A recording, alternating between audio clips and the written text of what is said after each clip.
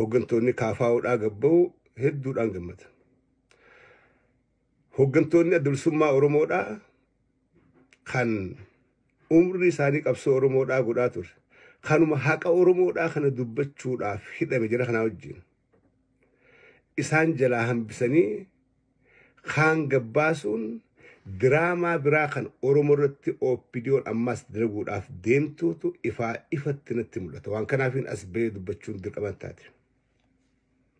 Kar tokkoon gammadaadhaa, kar tokkoon ammaasii diraamaan kaame kun this is another drama to divide our people. Uummata keenyallee addaan qooduudhaaf qabsoo teenyallee kana maaliif hin jedhu?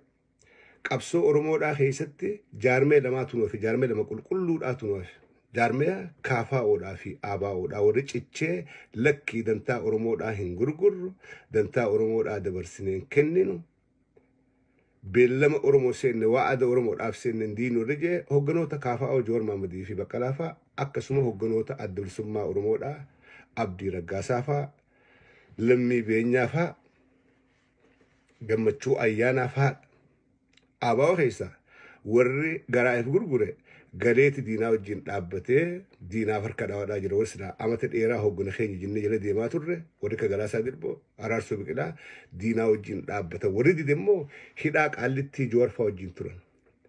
Maaliif jara kana addaan baasanii kaan gadhiisuu fi kaan hambisuun dhufte? Gariin keenya gammachuu daangaan qabne harka dhooynee dhiyeechifne. Waan nurraa hafe san gaafachuu hin dandeenye. Maaliif addaan nu murtan? Maaliif jabaa keenya garii gabbaaftanii jabaa keenya garii hidhadhiiftan? Jabaan keenya gariin hidhattee hafee marii biyyoolessaa ta'a akkamtu Itoophiyaa keessatti Abiy Ahmad godhuudhaaf deema. Mariin biyyoolessaa tan waraanni bilisummaa Oromoodhaa qabsaa'onni Oromoodhaa kan hidhaa jiru. Qabsaa'onni Oromoodhaa kan umrii isaanii ijoollummaarraa qabee hanga manguddummaatti qabsoo Oromootii fixe osoo irratti hin hirmaanne. Mariin biyyoolessaa ta'a akkamtu ta'uudhaaf deema. Ammallee illima nafxanyaadhaa keessa galuudhaaf deemnaa diraamaa biraatiin irratti dalaguudhaaf deemanii waancuu uummanni keenya akka gaariitti qaqqabee hubachuu qaba. Jowaar faan ba'uudhaaf gabbarii uummanni keenya dhiichisee gammachuu isaanii ibsachuun ija diinaati torban dachii na ixxeessuun bareedduudha. Akka uummanni Oromoodhaa arraas Jowaar faadhaa wajjin jiru. Akka arraas Baqqalaa fa'aa wajjin jiran gabbanii garsiisuun hamilee diinaa caba hamilee Oromoodhaa ijaarama sun waan bareedaadha. At the same time dhiichifnullee dhiichisan guun geerarruus geeraran guun. Maaliif cinaan keenya hidhaadha jirra arraas. Cinaan keenya hagabbee kunis Jowaar Mohamaffaan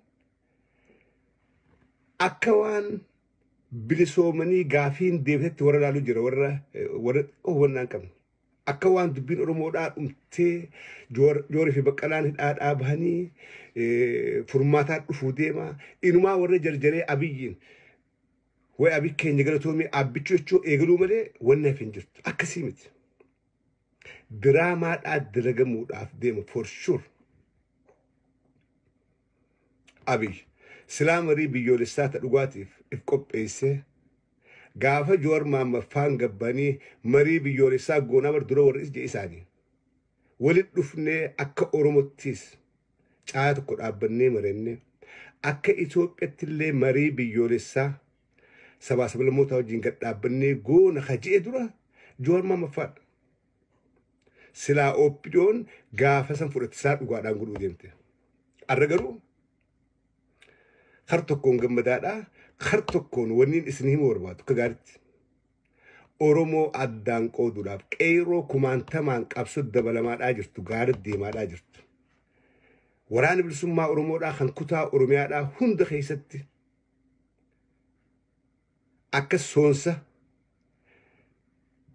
mana du'aatuutti diina iddaadhaa jiru kana yaada qeeroodhaa kan lama lakkii mee dhaaphoo Jowaar faayis baniitii hara kanaan laalla.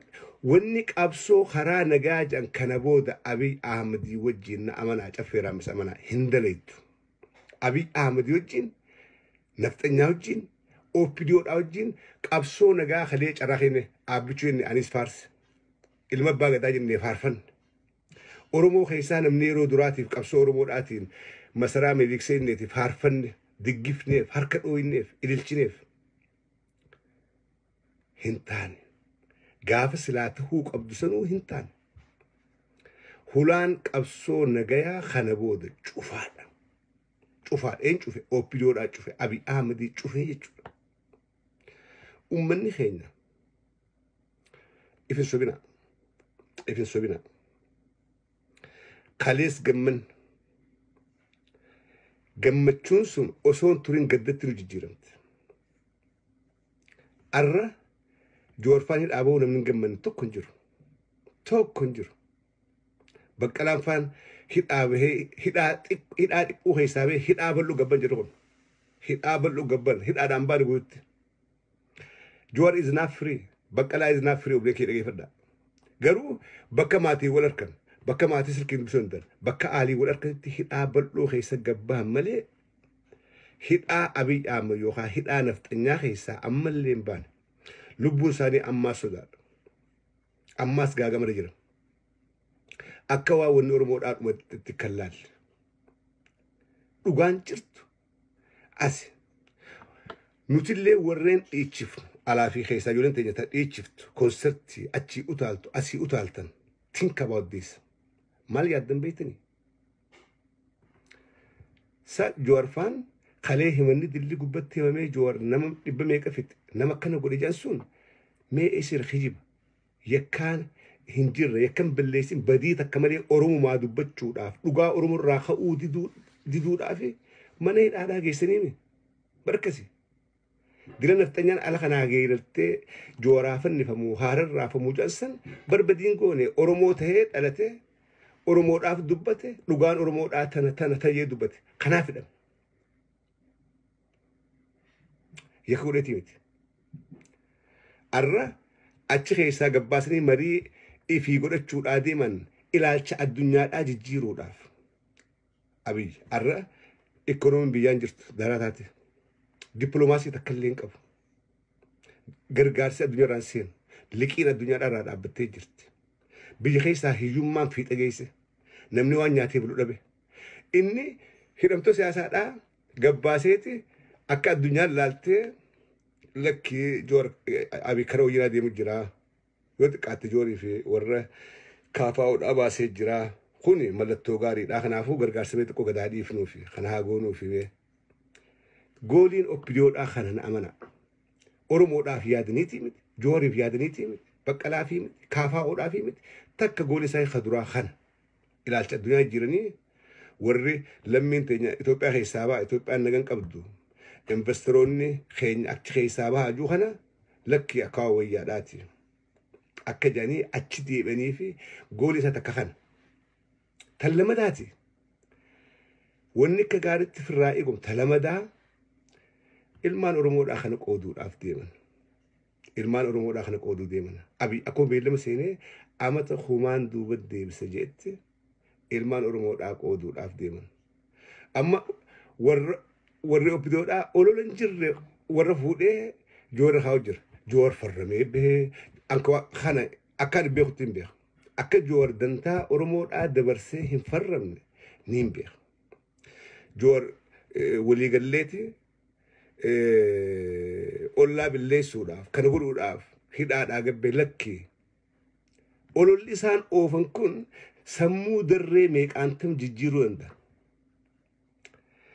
Qeyroo adda qoodaniiti qeyroo hidhannotti amantuu fi ammas qeyroo karaa nagaa silaa deemtu uummachuu barbaadan kun humna Oromoodhaan laaffisaa advaanteejiinsaa kanarraa benefit godhu OPDO yookaan PP jechuudha.